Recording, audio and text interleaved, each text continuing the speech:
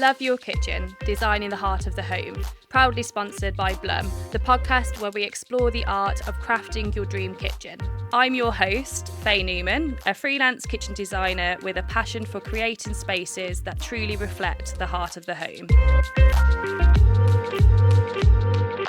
Where would you say the biggest pot of money is needed for a kitchen perspective? How should clients budget? You know, your kitchen as a whole, if you're just looking at your kitchen, you're talking 30-40% on your cabinetry at least, 20% on your worktop, 20-30% on your appliances, but again, it could be more, it could be less, it depends on what you choose. When you're stressed and you're sort of thinking, shall I, shan't I do it? I think if you are thinking, shall I, like something needs to be sorted. Do it. Just definitely. do it. You only live once. Do it. Have a go.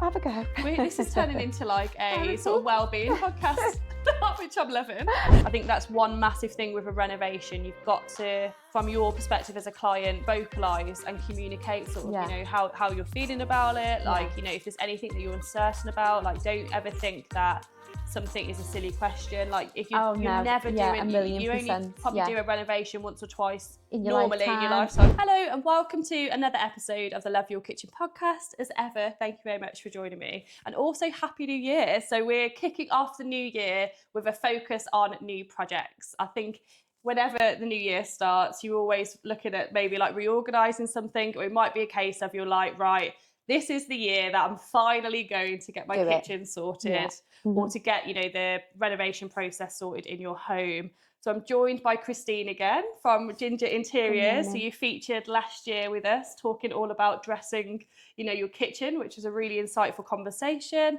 But today's sort of episode is going to be more on the construction side of it, like the renovation process, and sort of giving you guided steps, shall we say, on, you know, where to start, how to get a realistic sort of budget together so you can, you know, focus on the whole build as opposed to just thinking about things separately.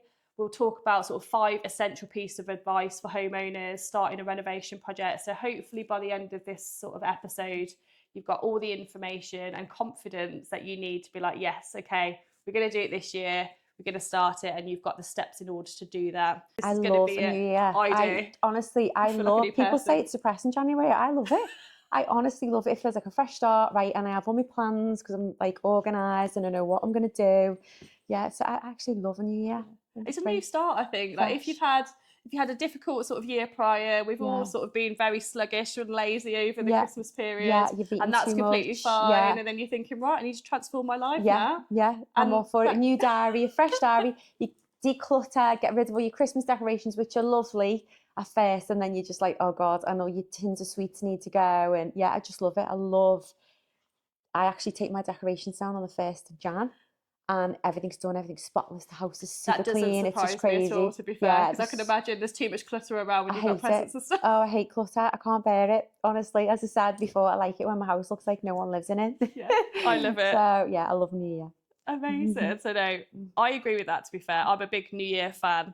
But I suppose from when you're thinking about from a renovation perspective, you're looking on Pinterest, like you're looking at sort of, you know, your Instagram, like you're sort of thinking, you know, what's the first start in that renovation process? Like, what would you say would be a good place to start, maybe before speaking to a designer? Yeah, I mean, for sure, I'd definitely, you know, your Pinterest is amazing. You get so many ideas from there. I do myself, but you've got to make sure that will work for you as a family. So say for your kitchen, will it work? Will that design work for you as a family?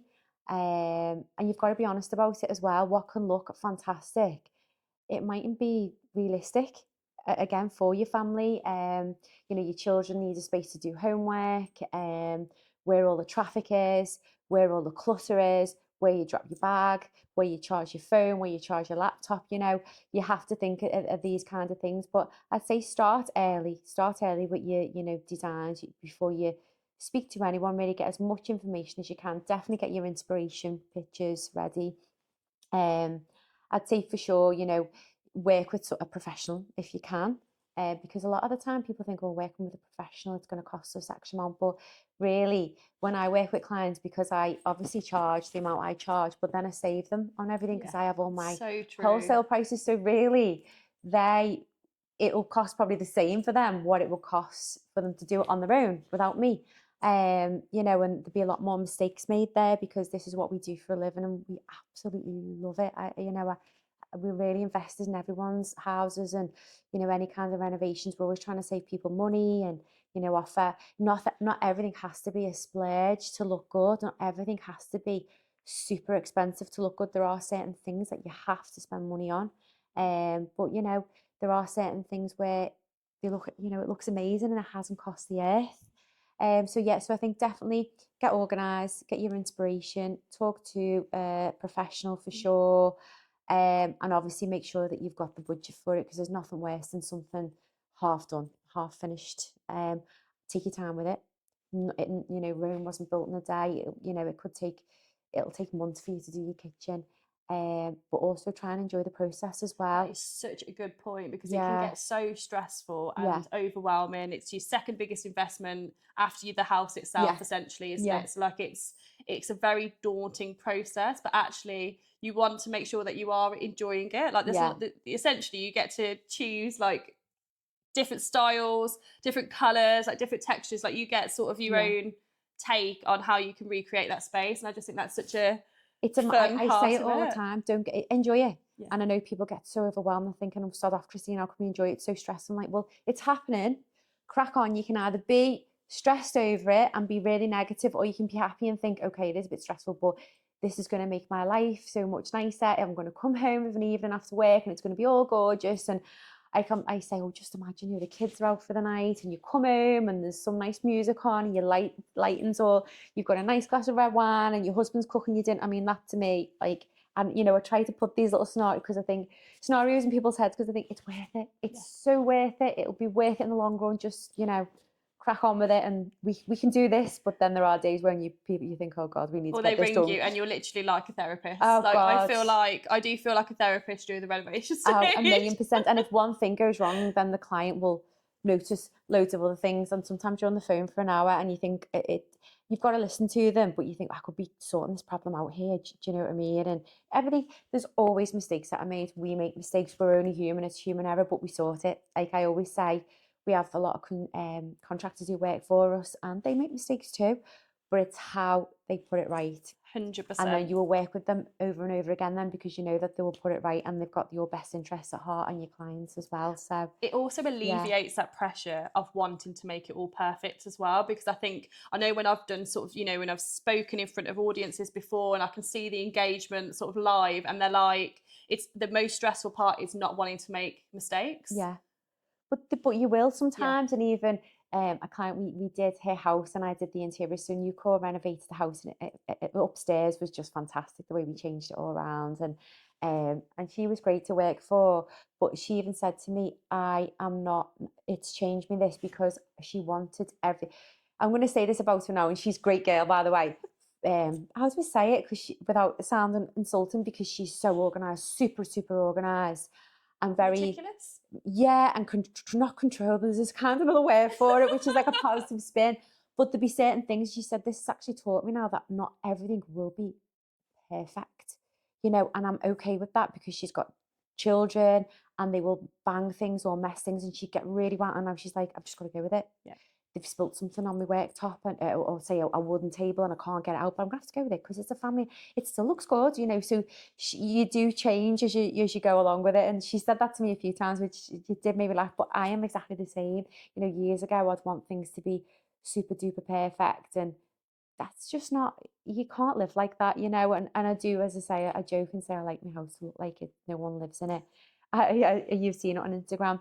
But at the end of the day, there's nothing that makes me happier when the girls are here, the boyfriends are here, we're having a glass of wine, we've got the telly on, and we're all gabbing away, and the house is a bit, you know, there's bits and pieces of it, but that's family life, isn't it, you know? I suppose like you might be watching and maybe you haven't knocked through to like the kitchen diner yet, or maybe you're thinking, you know, you want that open plan space, but you're sort of in your confined rooms at the minute. But I think it's, as you say, like having that forward vision and being like, okay, how do I actually want to use the space? Like what are the most important aspects that need to be considered in the new project? Like what annoys you now that you don't want to? That's one of the biggest questions or most important questions that I ask. Like, what annoys you now that you do not want in your new space, because Yeah. there's no point putting something in Yeah. that annoys you. 1,000,000%. I mean, obviously you speak to you know, an architect if you need to, get the professionals in. So like the likes of us, we'll get an architect in, we'll meet clients, we'll tell them what will work best. And even sometimes when we've had architects in, so there's a house that we're pricing up around the corner, and the architects are amazing. We use different type of architects for different kinds of builds. And these guys are amazing. But I looked at it and I thought the downstairs doesn't work well for a family. And you don't want to insult them at the same time. But I mentioned to clients, let's move this. I've just done a little drawing, and they were great, the clients, because they listen to you as well. You know, they're not set in the ways, and it does work better for a family, you know. And we'll get the building inspectors in, so you've got to price that in too if you need a building inspector. But any kind of structural drawings. So if you're opening up space, you'll need steel works in there. So you've got to take these things into account as well. But as you said before, things that annoy you too, you know, you've got to work out what you're going to use this space for. You know, do you love entertaining? If so, you know, you'll work your kitchen around a different way. You'll probably have a larger island with more stools. Or do you love cooking? You know, or are you a ready, you know, a quick cook family, or, you know, there's certain things that you won't do, you know, anything quick, a ready-made meal or whatever. And you've got to be honest how you live, because that will affect your kitchen and what you need in that kitchen. I've got, so just the last point there about not actually using the kitchen. You know, some clients I know friends through the industry, shall we say, Yeah. that's invested in a beautiful big kitchen. They're still got their that oven, their other sort of It's like like, Carrie you know, Bradshaw, Sex and guides the and stuff City. in it. Yeah, They it's just got like don't like shoes it. in her oven and And it's stuff. just Yeah, like, yeah. but everyone, as you say, everyone's different. Everyone's Everyone needs a different. different use from the space, and it's, as you say, it's looking at everything sort of holistically from a renovation perspective, which means like all together, to actually be like, okay, where do you actually want to spend the money? Because if you Yeah. are an entertainer, it might be like a bar section like this, or Yeah. if it is a case like you want to be in here at all different times of the day, the natural light element, Yeah. which I'm sure we'll go into a little bit more, like, you know, it's really just, I think, just walking through your day to day as well. Do you find that? Just go through your day to day, be like, how do I actually, like, how do I get, like, when I get up, what do I do? Yeah. Yeah. Well, definitely, like what we were talking about. And I love having a coffee machine, and we've invested in that. That coffee machine's great. I think it's about 7 years old now.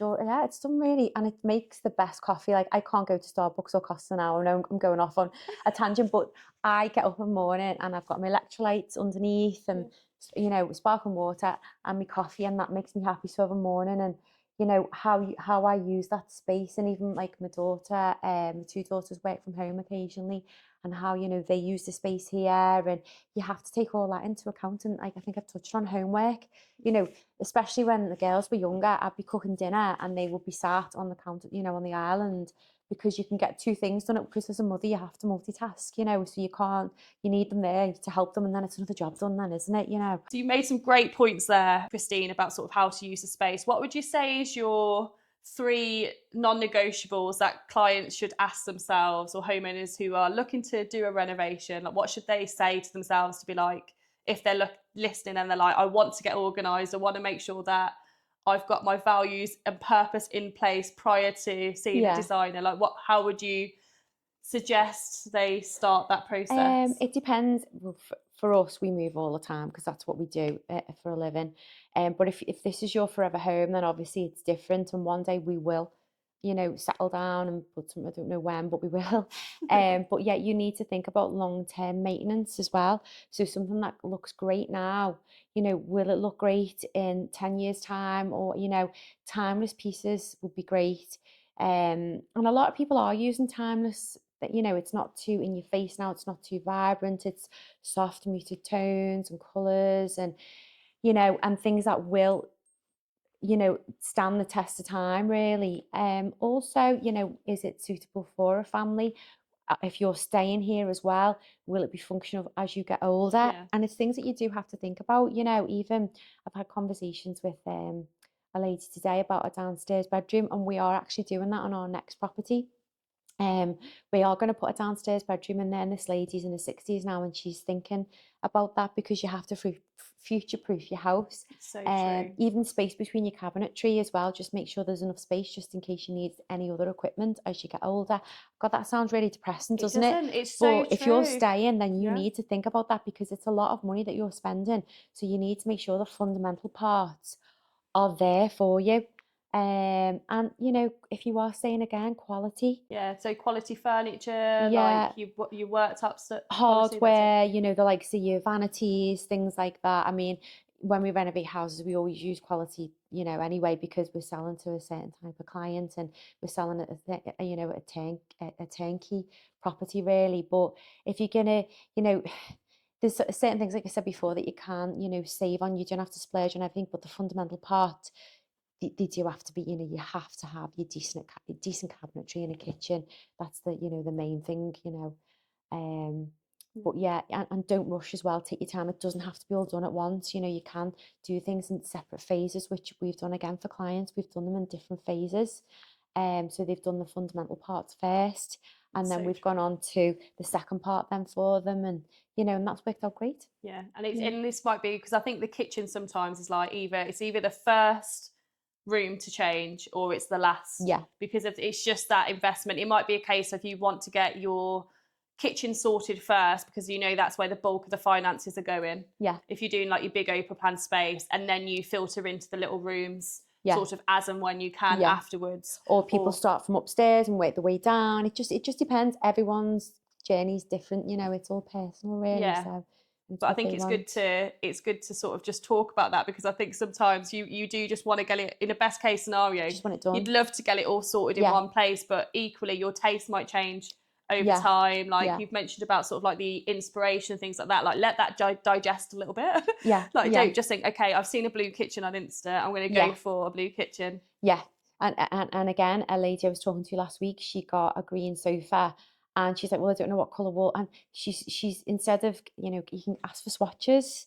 You can get swatches for your upholstery. You can get swatches for any, you know, most places now will send you something. So you can do your own little mood board at home yourself. Yeah, If you're happy with it, if you go with it. wanted If to. not, hire someone professional.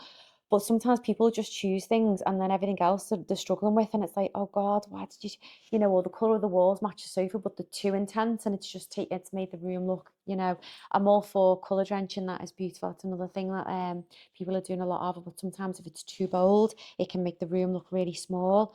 So you know, it's things like that that people have to think about. And also, I suppose from a future proofing perspective, you've got to think as well, like if you're starting as a two and then you I was grow in about your to say that. family. Are you having more children? How's that going to work with the Yeah. kids? And what can look great? You know, even your furniture. What can look great? Oh my God, a toddler with like those corners and stuff. So it's little things that you have to think of.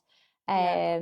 Yeah, I mean, obviously you can't just have a house just for toddler's sake. I mean, my house, I've always had like nice living rooms and stuff, but we've had the playroom for the kids, and you know, we can do what we want in the playroom, and everything, you know, is safe enough, but you can't really make everything 100% safe, can you? Things that have to look nice as well. It's still your home at the end of the day, and you know, even though the toddlers and children, they still need to know what they can touch and what they can't touch. Oh Yeah. God, I'm going into a You are. parental. This is I'm turning going into a parental parenting thing now, podcast. aren't I? Yeah, and I certainly am like not the best. But Yeah, it's so true though, yeah, because I think when you're, and also if you're new parents, you don't really know what you need in your yeah, kitchen in order to account for, you know, the, you know, 1, 2, 3, you yeah. know, You've got plus your high chairs, children. you've got your walkers as well. Yeah. You've got to make sure there's enough space because they're Yeah. going to be on those, yeah, on those walkers and stuff. So it's Yeah. things that you have to I think remember about. having a little swing in the doorway. I think Yeah, my parents, my like, so guilty. Yeah. everything was separate then. Yes. So like, I remember we had, this was in sort of so it's not in the house that my parents are in now, but the house prior to that, where we grew up, we had a tiny sort of galley kitchen leading into Yeah. the garden, as we all did. Everyone And did. then you had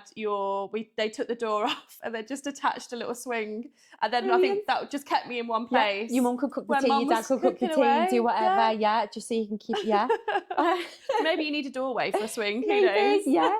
They were But no, great, but those it's like things. it's thinking about like stalls, as you said, for Yeah. homework, like oven capacity. We've spoken about this Yeah. before as You need well. more than Where one at least for a family. Yeah, it's if you can and if you can afford it, I'd definitely say to spend on that for yeah. sure. And Yeah. combination of a microwave Yeah. Oh, grills, yeah. like from a Brilliant. time efficiency perspective, Yeah. like, and it depends. Like if you're like if you are in that sort of situation, you know that time's going to be your biggest obstacle, isn't it? Like, Yeah. so it's all about, again, being just efficiency with the organisation of Yeah. your furniture, like looking at appliances that are going to time save Yeah. as well. Because I think that's prevalent for everybody, isn't Yeah. it? Like, Yeah. it's very. There's even ovens now that you can literally be in work and you can have something in there, set a time, you Yeah. come home and it's cooked for you. And everyone's so busy now that we need, you know, little help. We need help like that, Yeah. you know. It's crazy. Our daughters are growing up now, both working full time, but we still are as busy as we were when they were younger. It's just that it's a different type of busyness now. So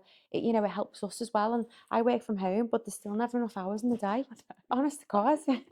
I hear you, and I think Yeah. there's a lot of people that are listening that can relate to that I'm like, 100%. Jesus, what have I actually achieved today? And I've ran around like a headless chicken. It's just crazy. So you've made some great points there again, Christine, which is amazing. So let's talk a little bit more about the financial element now, because as we know, kitchens are a big investment, regardless of whether you're ripping out your existing space and then fitting a new kitchen in, or whether you're building out, doing a self build, you know, things like that. Like, where would you say the biggest pot of money is needed for a kitchen perspective? Like, how should clients Right. budget? Okay, well, obviously, you know, sometimes people just think of the kitchen and they don't realise that there's a lot of construction work that goes along with it.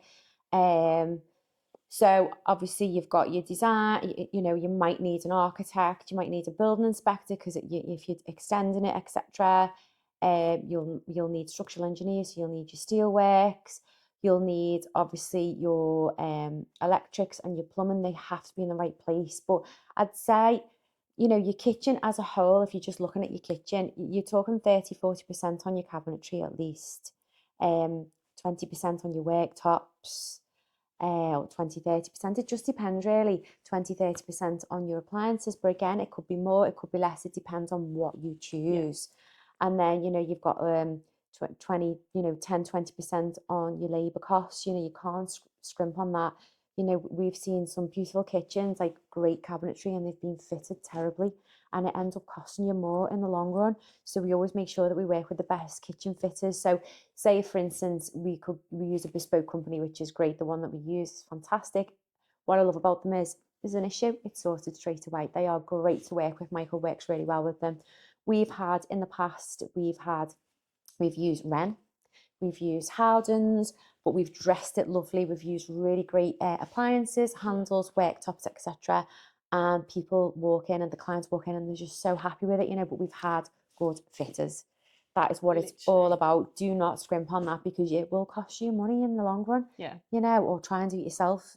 No, don't. Yeah, I think I notice it a lot. So I always sort of give this analogy on the show where, like, when we walked into our rented accommodation where we are now, like a rented apartment, Harry walked in, my partner, and he was like, "This kitchen's amazing." You noticed. And I was like, "Oh my God. God, they haven't put any end panels on, but they've put the cornice out to accommodate end panels." But then they probably just thought, leave it. they're just gonna not. So it's almost got like a lip around it. Like, there's different gloss, like wood textures, like going on. There's lots going on there, like a beige sort of speckly worktop. There's just heaps going on, and I think because it's a new kitchen, that's probably why Harry was like, "Oh, this is quite interesting. Yeah, like, it looks different." But from a fitting perspective, like not allowing enough sort of, you know, scribe to the side of your boiler, so you can't open your boiler door. Like, just like little things like that. Like having your panels, like if it's going all the way down to the floor.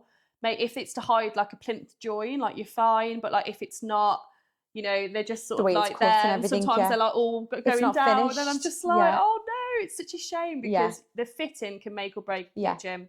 It really can. So I completely agree with that. And I also would say the same for worktops. So if you're going for solid surfaces, I know that it's always great to try and go for the most cost effective company, but just really read the reviews, like see if you can see like where that stone's actually going, like how many pieces it's in, like so it's not turning into like a jigsaw piece to try and make it so it's less slabs and it flows things like that. Yeah, because in the past we've done a bar in a house and it was beautiful, and as soon as I went in and noticed the two pieces, the colours were different and they didn't flow either. And I spoke to the porcelain company. They sorted it straight away, but they were trying to get away with it.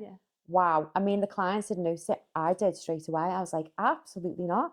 Like a beautiful, I mean, it was a massive bar area, beautiful room, and it just spoiled it, you know, and it was totally two different. They weren't even cut from the same piece. It was crazy. What was it? Porcelain as well. So porcelain. They were all they're all standard like colours. Like this was totally different. The background colour was totally different. I took a video and sent it to them straight away. Oh yeah, sorry. I thought, why did the fitters even fit that? Like really, and it puts you off then working with them again because you think you tried that on a little bit there, and I send work your way all the time. I like working with you, but that's not good. you know, because you can't have that for clients, you know, and that's your reputation as well then as well, you know. Yeah, no, It's not it's a good good. point. And I think, as we said, because like you're trusted in their home, like it's a massive decision, It's a a kitchen home. project. So like Yeah. us being employed to help you with Yeah. your, you know, with your upcoming kitchen project, it's a big responsibility, Yeah. and it's you're relying on us to be like, okay, we need to find the best fitters. We need to Yeah. make sure that your house is going to look perfect by the Yeah. end of it. But it's so interesting. Whenever I talk to other designers, Yeah. they're exactly the same. Like I mean, when they walk into a space, they notice something. They're you just see like, things straight away that other people it's would like never a notice. siren is like Yeah. flashing. Or you can sit and I keep staring because I noticed like one of the lights is not in the right position, and I think, is there something wrong with me? Because the symmetry has got to be right, you know, it does. But as I say, there's always mistakes made, but it's how you put it right. And if you do that, you know, for your client, and sometimes, don't get me wrong, clients can be like, you know, there are certain ones where you think, oh my God, you're being ridiculous now, but you still have to go, you know, you do what you have to come to an agreement in the end. But it's, you know, as long as they know that you've got their best interests at heart, they then recommend you to other people, and that's how your business, all our business is all from recommends. It always is from recommends, which is great. And I think it's, you know, if you've got a friend who's used someone and you know, and they can, you know, vouch for them, and then you 100%. listen to your Same with friends and family. trades. You Yeah. always, whenever you're looking for a builder, like you Yeah. always look to see if you've got like, you know, your friend's partner, or Yeah. like, you know, if you've used somebody, or you go and knock on your neighbour's door that's got a Yeah. skip outside, being like, Yeah. oh, who are you using? Because then Yeah. you know you've got first hand sort of knowledge then on, Yeah. you know, best builders and things Exactly. to use from Exactly. that perspective. So why Yeah. not do the same That's what for works for us from everything Nucore else? too. So Yeah, yeah, it's that's true actually, brilliant. I Yeah. suppose, because you've both got two together, like you Yeah. just sort all the interiors And we out. work together too, Yeah. you know, with both of it. I mean, the interiors is more left to me, but if I'm struggling with something, I'll ask Michael to come along, and he'll go, oh, this is. So I do listen to him because he helps with the house as well, and but we'll both do the construction too. So, you know, even yesterday we're on site planning out toilets, and I know, so sexy. That's so good. Yeah, lovely. And like we're only at foundation now, and Michael was going to he was panicking about the shape of this room, but I can see this room in I my thought you were head. going to say shape of the toilet though. Oh, I was no. thinking, how many No, different toilets the did you shape look of the at? room, and he's like, oh God, we're going to have to put an ensuite there. And I did tell him, like, because the whole area was big, I said, no, what we're going to do is we're going to put the ensuite there, and then there's space behind it. So when we go into the room, the ensuite can go there then. So Yeah. all the plumbing's there. We've got an ensuite, we've got a powder room as well. And then we've still got this beautiful bedroom, and it's going to be downstairs again, like we were touching on before, with a nice sitting area by the door and crystal glass, so I can see it again. I was going to say, I like, can see it in my head. I was thinking this, like, how does it work? Do you find it harder to design for your own house, or did you initially, when you first started doing your own houses? Yeah, we started doing our own. So I was 20. I bought my first house when I was 20, and I just literally, you know, zhuzhed it up. I didn't do any structural work to it. It was only tiny. But we sold it. Well, I sold it at a profit, and then we moved in together. I think I was 22, 23, and we started renovating then, and we're like 10, 11 houses down now, and we just love doing it. And the girls have grown up on building sites. They're just used to it. So I know they'll start doing it as well because they love it as well. And we're constantly moving, and we moved from a beautiful house last year to an absolute dump, and it was a dump. But it brings us all back down to earth. You know, we went from like a 6-bathroom house to a 1-bathroom house, and there's obviously 6 of us that are using 1 bathroom. Yeah. So it's like knocking every time you go to the toilet, like there's someone in there, there's someone in the shower. But it does the girls good as well. It brings them down to earth. It brings us all back down to earth, and then we make it cozy even when it is a bit of a dump. We'll make it cozy, and I think it's good to live in a house as well before you start renovating it, because you know, we were speaking about the lighting and stuff, and you get a feel for the house, and you know how it flows, and we always try and live in it first before we renovate it. So we'll move out to renovate it then. So so a lot we love renovating our own houses, and you know, sometimes every single time at the end we go, we're not doing this again. It's too I was stressful. going to say, do you ever get to a point where you're like, I absolutely love this house too much to leave? The last house it did. Yeah, the last house we loved it, but we know that we've got a plan, and it's to, you know, eventually not have to like work till we're 70 years old. So we knew that we had to sell it, because it's like you know, it was business at the end of the day. But yeah, we do. But we get to the point at the end of a build, and we go, we're not doing this again, because we'll end up getting divorced. And then we forget, and we go, oh, this spot is another one. Should we do it? Yeah, and we're always on the same page with each other. We always we know straight away which is the right property to buy and Nice. what we're going to do, and we pretty much Oh. are. We work really well together, if I'm being honest with you. We don't live well together personally. I don't think you Oh. can't have the two and two Oh, coincide in any way. I think honestly. when you have two adults living together, it's difficult anyway. Yeah, I mean, me and the girls are great living together. Honestly, Me and my sometimes I friends think, say this. oh God, it'd just be so chilled if it was just the three of us and it'd be tidy and everything would be done. But no, we work well together. But sometimes towards the end of a project, the stress. It's just, and everyone needs paying, and it's money, and it's all those things, and things are going wrong, and we're trying to sort it out. And obviously, we're still working for clients while we're renovating our houses as well. So it's quite stressful, but it's just what we know. It's what we do. So yeah. I was gonna say, so for anybody that's sort of listening and they're sort of thinking, oh, you know, I really want to get this sorted, but I'm really concerned about that stress element. Like, how It's going to be stressful. How do you manage it? Like, what, any top tips for how you manage that stress? Drink. No, it is. It's going to be stressful, and it's just how you handle the stress. That's all it is. As long as you've got a sense of humour, and you know, you have to laugh at things, and you'll have to go off and have a moan or have a glass of wine if you need to. But but it just depends how you deal with it. You know, so some people handle stress better than others.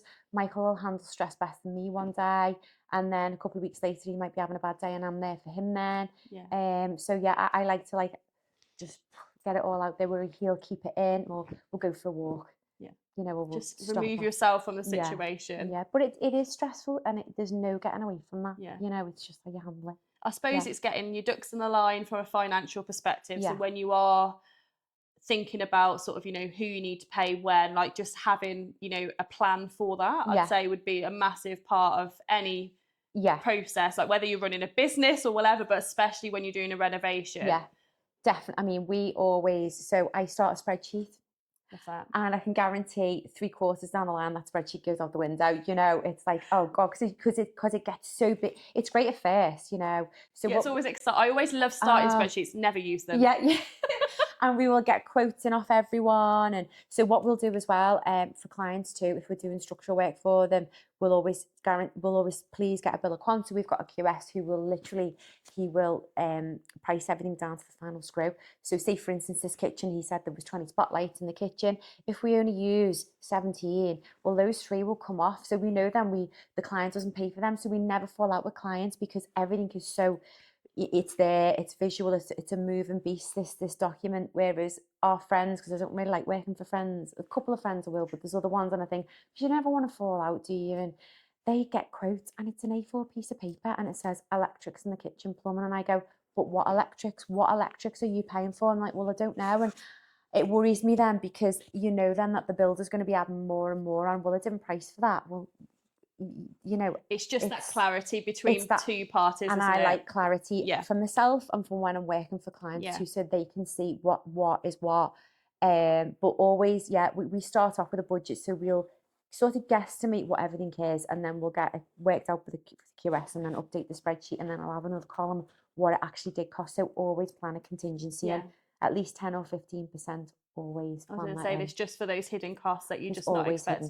There's always something. I mean, I've worked in projects before where a builder's gone out and he's not, you know, not to normally, like if they go out and need to check something like above it, they like knock out a little bit of your ceiling just to see what's above it. When they started to rip out the whole kitchen and then change the ceiling heights, they've noticed that there was literally just no sort of support or anything at the top of it. So then therefore they've had to, you know, that it's pushed the build back by 6 weeks or something, because they've got to try and sort that out, which obviously is time for the labourers, which then, you know, is in your sort of, you know, you've got to allocate that within your hidden costs, and the materials, and materials, and if the materials aren't ready for you as well, sometimes it could be something, and it could be a couple of months for the material to come, and the clients are getting frustrated. But that's what we always say, you know.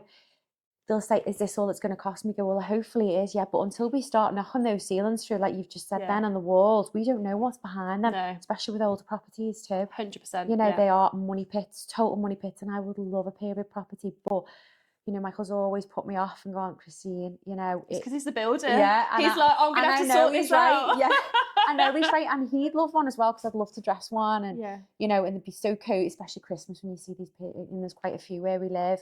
But then I think, God, you know, the insulation. You'd have to rip them up. You know, some of them need, even the ones that have been done, you can tell they've been botched or they've been done cheap, and you can tell there's not much insulation in there. The cold, the rooms, and you know, or they can't use certain window fittings and stuff because it could be a conservation area, so it does let the cold in and stuff. And I'm just digressing here, aren't I? No, I'm but just going it's off. so true. But it's good for, you know, everybody to like listen to and, you know, see. I mean, I've worked on with you know, where somebody's moved into like an older property before. I mean, one, they moved in and they took all of the light bulbs out with them, so they moved in. Oh my God, I know people who've done that, you know. I was just like, oh my God. But yeah, so that was a shock for That them is a initially, shock, but that's yeah. not due to the actual property type. Yeah. But they've knocked through, or they've started renovating a room and wanting to knock through some of it. They've got like a hidden fireplace. So like there are Yeah, some there's a lot of that. amazing features that you can sort of, you know, reveal, should we say, like Yeah. with when it comes to sort of the older properties. But you are absolutely right. So I think it's good knowing sort of what percentage of contingency Yeah. to agree. And I think it's really hard. Like, you're like, okay, you might be like, I've got 20 grand for a kitchen, 25 grand, you know, 30 grand for a kitchen, or it might be 15, whatever it is. But you've got to think about the kitchen itself, got to think about the flooring. Yeah. You know, there's so many different Plastering. things to Yeah, think you know, about. And yeah. it's really, once you start getting quotes, you don't really know sort of where you sit sometimes. You might be like, okay, I'm going from my savings here, or you're going from, say, if you've made profit from a previous property House, and yeah. you want to remortgage slightly, so you've got a little bit more in the pot in order to accommodate for going for the renovation. It's like, it's just identifying early on, isn't it? Like getting a few quotes and things, Yeah. and really understanding what you need Yeah. to then start to be like, okay, how big will this project go? Like how, like where do I spend? Yeah. And it's also thinking about, okay, so there's some things you can wait for, but obviously your cabinetry, your appliances, your worktops, you've got to get them right, you know, and your taps and everything, you've got to get that fundamental part right. You can then always wait, you know, for your pendants. You could, if you know you want 3 there, you could just have bulbs there for now, you know, and until you've got the money to do it right, rather than doing it cheap, buy twice, you know. You might as well wait. You can put up with, you know, certain things that don't match old stools if you have to, until 6 months down the line where you can get the right ones and you can afford them. If you can, you know, do that, but always try and keep at least 10-15% back for the hidden costs. Yeah, especially if you're doing building work. Yeah. Whether it's just, even if it's just knocking a wall through. But I suppose actually still with kitchens, because you're looking at a smaller cost, aren't you, there? But I suppose if you wanted to go for like an uplift to like a venting hub, for instance, or say if you need to move your ducting positioning, or say if you've ripped out a piece of furniture and then you've noticed you've got old pipe work that just needs to be removed, or I've had it before where a client's like, I think they've started to they've put sort of new pipe work in different positionings in the kitchen, and then they've gone into their neighbours' pipes because of how it's all like they're in a townhouse. Yeah, we've had that. They're all connected up, and it's like, so therefore that's burst. So it's like all this stuff that you don't think is ever going to happen. Like you think it's solely just going to be your kitchen, but it happens all the time. And there's always, as you say, those hidden costs that you don't want to pay for. But as long as you're organised initially, as you say, with like your quotations, making sure it's fully itemised.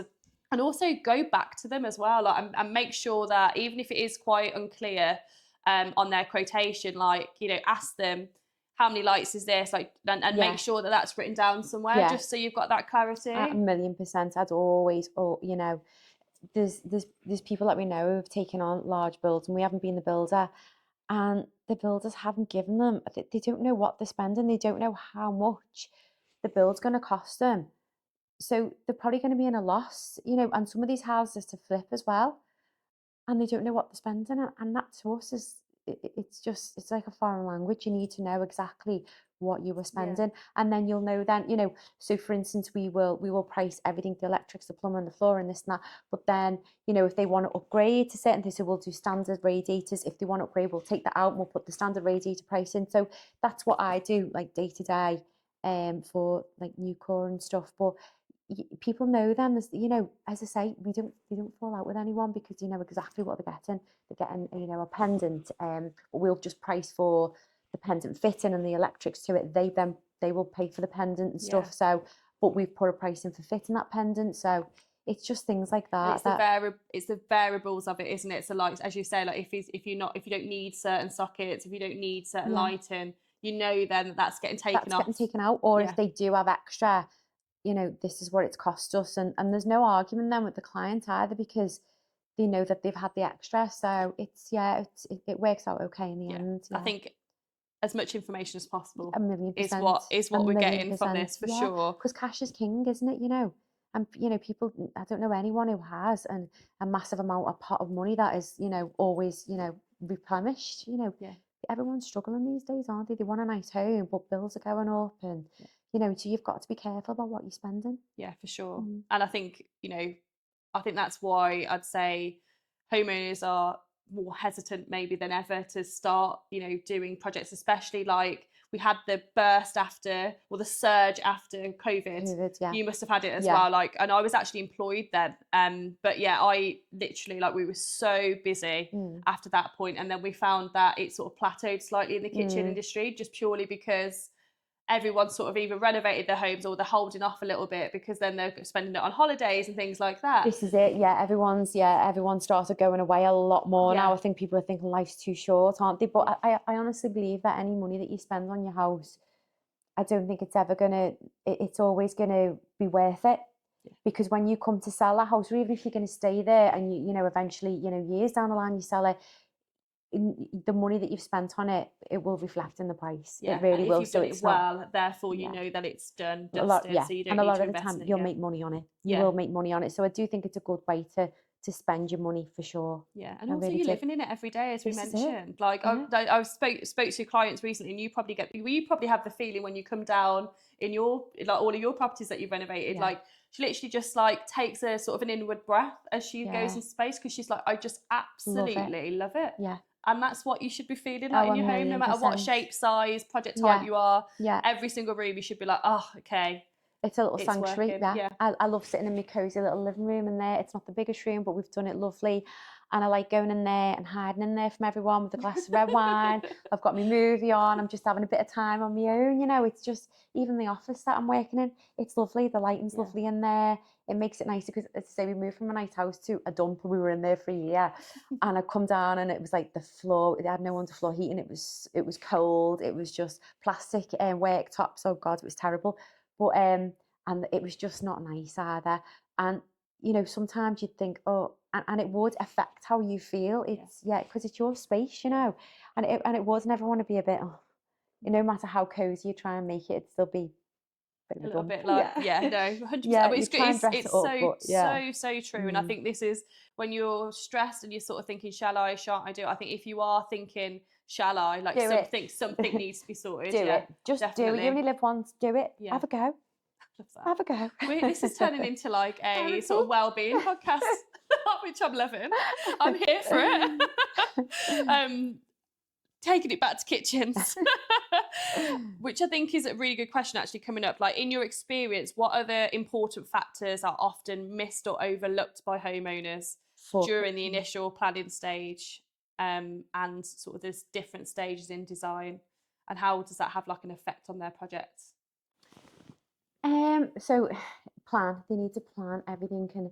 We are probably we're quite quick with our renovations, to be fair, because as soon as a contractor's finished, we've got the next one lined up and the next one lined up. So we are 6 months away from our kitchen, but we have planned it basically already. And that's us as well. So you've got to be organised. You've got to make sure that you get the right people in. And sometimes if there's people available tomorrow, you think, oh God, they mustn't be very good then. We'll see if they haven't got any work on or whatever. It's an awful thing to say because sometimes clients do cancel and you do become free. This is so true. So it is always, because we've had that in the past. We've had someone booked in and now we take 10% now because we've planned someone in and they've cancelled last minute, and then we're like, oh great, we've put someone else off. And the thing is, with builds, they're such big, long, the weeks of work. So you've got to fill the blank for that, and it happens a lot. Or say if there's an illness in the family, it could be totally different sort of circumstances genuine, as well. But then it doesn't help you having your business. It's your bread and butter at the end of the day. So plan, get as much planned as possible. And I know I've touched on this before, but how they want the space to work, what is important to them, what's important to them as a family as well. And I remember a lovely kitchen we did, and it was each member of the family had their own cupboard as well, so they could put all the drawers with the names on too, and they could put all the stuff in the so all the rubbish was away, because I hate clutter. I think a lot of people hate clutter as well. So it's all the way nice and tidy. But really, lots of things that they don't do right. I don't know really. It's got to work for you. It's got to work for your family.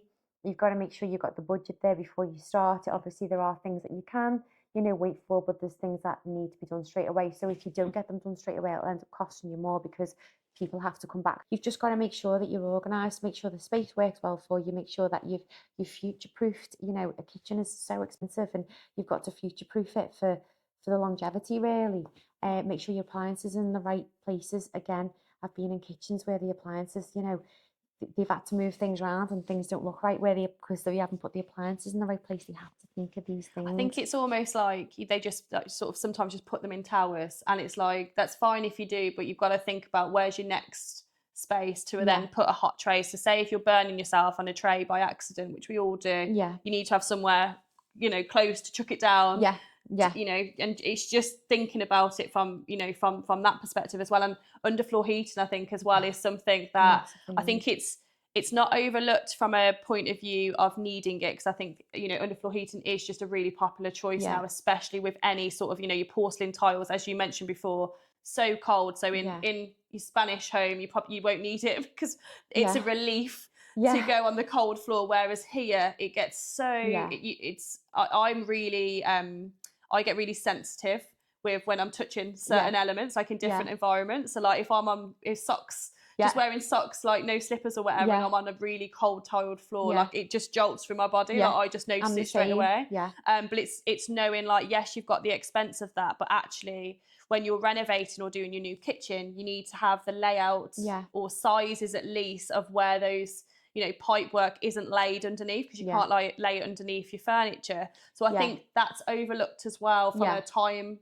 scale perspective. Because it all takes time, and you need to decide what kind of underfloor heating, electric or water now. And the next property, I'm not having any radiators at all. Obviously we'll have tile radiators in the bathrooms, but I don't want any radiators whatsoever. So we will even have them in the bedrooms underneath the carpet too. But again, we'll have to plan that so it's not underneath the bed. So we'll do space planning there. But yeah, but there are different formats for radiators now, isn't there? Because you can have the ones that are on your ceiling that emit like heat and things going around. I'm sure you can. Like as like aircon as well and stuff. Yeah, I do love the aircon that's in the ceiling. I think it's so nice. But yeah, I've really gone off radiators. I'll probably like them again in 6 months, but I just don't like them now. I love that. It's true though, and I think they can, if they're not, I mean, the ones that we've got in your property here, they're dark, so again they match, or they're anthracite, so they match the doors, they match the critter doors going up, like the different accessory choices going on. I'm looking at the camera there, but actually that's black, but not supposed to be there. But so like it's still all cohesive, which I think just works really well. And I think that's like things like internal doors as well and things like that, because I think we all sort of focus on the kitchen side of it, but I think it's allowing yourself enough time to be like, okay, how many sockets do I need? Like, do I need sockets on the island? If so, you need to get your wiring under the island. And as you say, like, you don't need to specifically know exactly where on the island at that stage it's needed. You just need the infrastructure there. Because once that underfloor heating goes down, and like they've put the screed. That's it. I don't know what I was going to say. Then screed. You've got to allow that to dry as well, because that takes so long to dry. And it's got to have the moisture tests on it to make sure there's no moisture in there, and make sure your panels aren't warping, that sort of thing. Like there's so many different factors to think about. But I think allowing yourself enough time and just looking at different accessory choices like your sockets and things like that. Choices as you go, but almost making yourself a list, being like, okay, this is the heavy list, but highlighting and being like, okay, I've thought about this, so that you're not just thinking like you'll probably go to a property like if they didn't have sort of you helping them, and they'll be like, what sockets have you got, like what are you, and it's like, well, we haven't sourced any, and then it's that awkward. And it's great because a lot of the contractors I work with, especially on the large property we've just done, was it this year? We just finished it this year. The electrician that we were working with came out and he brought a load of different samples, and we sat with the client and worked out what was best, and cost wise, aesthetically, how it looked too. So the contractors are great that we work with as well. So, and then obviously if that's I'll source my own as well and throw that into the mix. But obviously it's budget too, isn't it? It's got to look nice, but it can't be ridiculous. No, for sure. Absolutely agree with that. And how would you say that working with alongside the construction business, like how would you say the two sort of work well together for clients? I really like it when we do it together because, don't get me wrong, we'll have big arguments and stuff, you know, because I'll be like, you didn't do this for this person, and he's like, oh, for God's sake. But but no, I do, because a lot of the time when the client, because there's not another third party, they'll say, I want to make this bigger, I need to knock that wall down, and we'll know straight away if we can knock that wall down structurally or not, or if it does need steel, we can get that size straight away. We'll know exactly what structurals we'll need in there, so there's less of a delay because we work together. And as I say, a lot of the time when it comes to build, we're both on the same page, we both think the same, and we do always think of the clients too, and like the money they're spending, and is it worth spending that X amount for this much more space? You know, it just, don't do it, it's not worth it. No. But again, it's not our house, you know, so you can only give suggestions and stuff, but I think people really appreciate that when you do. Because you've got their best interests at heart. You know, we'll do it. It's not like, because we're getting paid for it at the end of the day, we'll do what you need us to do.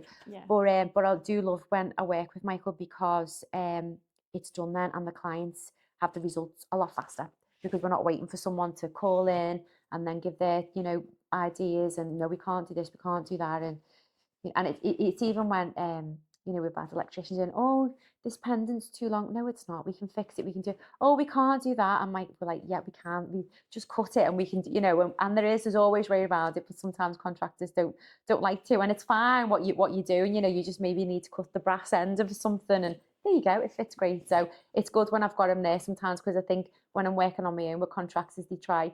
Sometimes, no, because you're a woman a little bit, and you don't know, and they don't realise that I've got the construction side as well, and I do have an idea what I'm talking about. So sometimes, yeah, they'll try it on a little bit. They do a little bit, yeah, and it's like, okay. I think that's all about, though, just trusted relationships, and I think because once you've been doing it for a while, and obviously you've got first-hand experience of the renovation side of it, like you've built up your team. So even if, say, you know, it wasn't Michael and somebody else, like you probably know of them, like you've worked with them, and I find this, you know, when I'm working with clients as well, like you have your people that you know will just do a really good job. You trust, you've got that level of communication.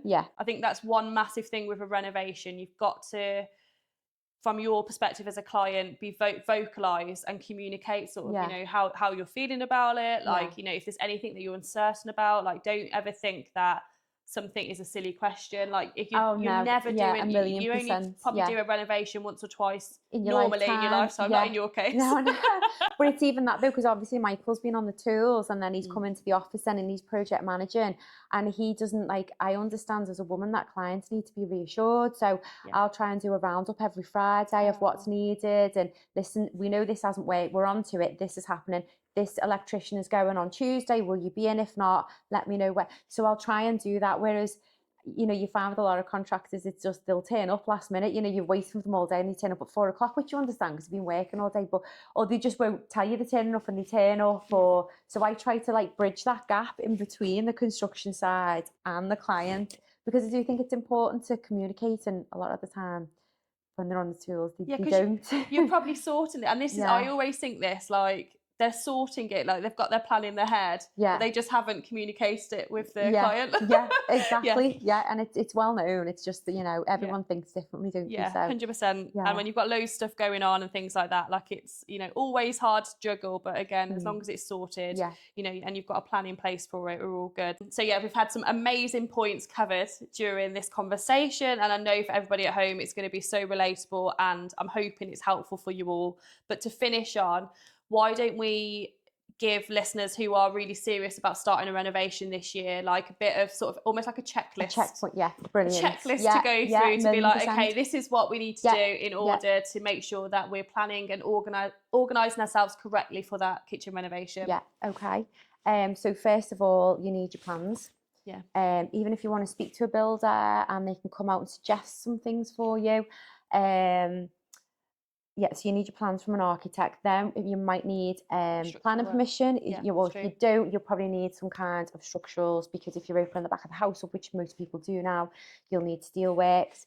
They need pricing. If you can get your builder to do a comprehensive price quote too, you know, that would be, a lot of builders charge now, which I actually get for quotes, because they can take, you know, a month to do. There's so much, and then you don't hear from them. Clients ghost us. So we actually charge now, because we have to pay QS too.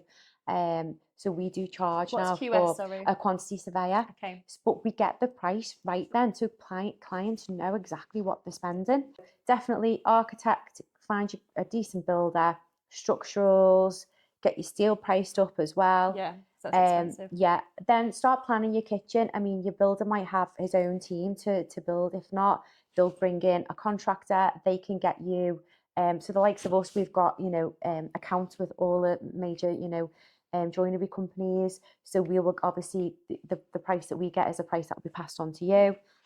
So that'll save the clients money at the end of the day. But then we can work out, we'll sit down with the plans, we'll work out that, making sure that, oh, your electrics, your plumbing, your lighting is in the right position, and, you know, your cabinetry, make sure that works for you. And then from that, you've got your actual, you know, as we said before, your jewellery, sort of your accessories, your worktops, make sure that, you know, and your builder will work with your companies that you want to use, or they can suggest companies, but then we'll liaise with them to make sure that everything is set up. And it's like dominoes, really, when we work with clients. Someone finishes, the next person's due in the next day or two. So we try and get it done really fast for clients. So because we know that, you know, your kitchen, if, for instance, if you can't use your kitchen, it's a nightmare. I have literally been doing my dishes in the bath upstairs. I've had my microwave in my bedroom. You know, our friend Kathy, she's had a microwave in her kitchen set up in her living room. It's what you have to do. So we try and get it done as fast as we can, because it does really affect how you live, and it's not nice. It might be, I feel like you camp in the first couple of days, and then after a week or two, you've just had enough. I've had a conversation with someone on the show about this. They were like, you know, it's going to be really fun. We're going to eat outside all the time. Obviously, we live in Britain, so it's not going to happen. And then they literally fixed up, I believe it was their old integrated dishwasher with a hose pipe. I was like, oh my God. But it works. But it works if it works, and they're not washing dishes then. Yeah. Oh God. You name it. We have lived like, honestly, gypsies. It's like, but it's great at first, and after a while, it's like, oh no, I've had enough now. This is really getting me down. So we understand that clients are like that. So you've got to think of cost again. Architect fees, structural engineers, any kinds of steel, or your actual build, your demolition, you've got to take that into account as well, because a lot of clients forget about that. You're ripping out your kitchen, that all costs you skips for that, but that will be in your bill of quants. I was going to say that should be that up. That will be in your builder's quote. And then obviously your cabinetry, which is what, 30 to 40%, your appliances 20-30%, you know, your handles and your worktops at least 20%. And then once that's done, then you can look at the nice aesthetically, you know, pleasing parts there, you know, your nice pendants and stuff, and you know, your accessories and things like that. As women now, we see a space and we're thinking candles straight away before we've actually done all like the big renovation and stuff. You can see your cushions and your nice throws and everything, and but you've got to think of those things first. There's probably about 7 different things you have to think about and budget for. 100%. I think once you've got the function, especially, so once you've got the construction side sorted, your planning permission, that sort of thing, and you've gone through the function, that's when then you've got the other level of excitement of like choosing your colours, like, and then tying in your hardware and stuff. So don't ever think that you need to choose all of it all at once. You don't. All at once, No, you really don't. And if you're working with the right supplier or professionals, they should urge you to want to take your time with it. Like you've mentioned. 1,000,000%. And, you know, as for my job, obviously I'll have all the cabinetry, I will have the paintwork, I will have the worktops, I will have the handles, etc. And the flooring and the rug, and, you know, and the cushions, all the samples for them. So I know that'll work, but we can still change from time to time. But with most people just doing their own renovation, you know, they don't have that time to do that. So they could pick a colour for the cabinetry, and then they've got time then to pick what colour they want on the walls. So and I think once you start the decision process, it becomes, it's like like, I don't want to say like a catapulting effect, but it all sort of aligns, doesn't it? Like once you've made one choice on something, then that helps you for like your flooring and things like that. So if you're sort of in decision overwhelm where you're thinking you've just got no idea where to start, just literally start with how we've spoken about, like what you actually need from the space, what's annoying you from your space already, what's actually logistically, you know, what you actually able to do, one, in the space, but also financially, and like how long you wanted to live there. and then that's where you'll start to get the process rolling, because I think sometimes it can just, people are like, I just can't give it the headspace, which I get as well. I get you do get decision fatigue, and I get it, and I just have to walk away, and you know, if Michael wants to talk, I go, I can't speak tonight, just leave me. I just need to watch you're in that lounge on the TV. I can't physically talk anymore. You know, that's how you feel, and you can't make any more and if you do make a decision, it's going to be the wrong decision. So if you've got the luxury of doing, you know, the fundamental parts first and then taking your time with the rest of it, then please do, because you'll end up choosing wrong otherwise. And as I say, especially with accessories and things, you know, let's just get the sofa in first, because you know, you can choose a sofa, but then you need to see what it's like in the light, and then I can put on my swatches then for the cushions that we're going to get made on top of it, and I can get my throw on there. I have to see, because that's the worst thing I could do, is rush it, and then the colours are not right and they're wrong, and that just annoys me, and that really upset me. I feel like I'd let them down, you know. So the cushions, or the family? The family. Yeah. I'd be like, God, they're wrong, and I'd have to tell them they're wrong. I'd have to buy them back off them or something. Yeah. I just wouldn't see. It's so true, though. It's so true, and I'm happy that that's normalised in this conversation, just to allow yourselves not to stress, and to feel like, you know, you are capable of just going through the realms of like the highs and the lows with any there will sort be of highs project. and lows, and as I say, take yourself off, put yourself a glass of wine, and just take a deep breath, and just, you know, and come back to it when you're ready to come back to it. Yeah, so, 100%. I couldn't agree more. So thank you so much, Christine. It's always amazing having you on the show, and I think you give some great advice, and you're just so relatable and knowledgeable on, like, you know, the interior side of it, but also the renovation. So it's always, you know, super helpful for me as like a host, but also everybody sort of listening as well. So, but no, amazing. So I'm happy you've you know, got everything that you need out of this episode. If you want to let us know how this has helped your project, that would be amazing. What have you found helpful? Like, what are you going to look to introduce into your property now, or your upcoming project this year? Let us know on our socials, which is at Love Your Kitchen Podcast. And if you want any more information on the lovely Christine, on Ginger Interiors, but also Nucore Solutions, then please do look in the show notes. We've got details on there as well. Thank you so much. Thanks for having me. Thank you for taking the time to watch this video today. If you have liked what we have spoken about, why not like and subscribe to this YouTube channel? Also, what you can do is click on the notification bell to keep yourself notified of all the new content to come.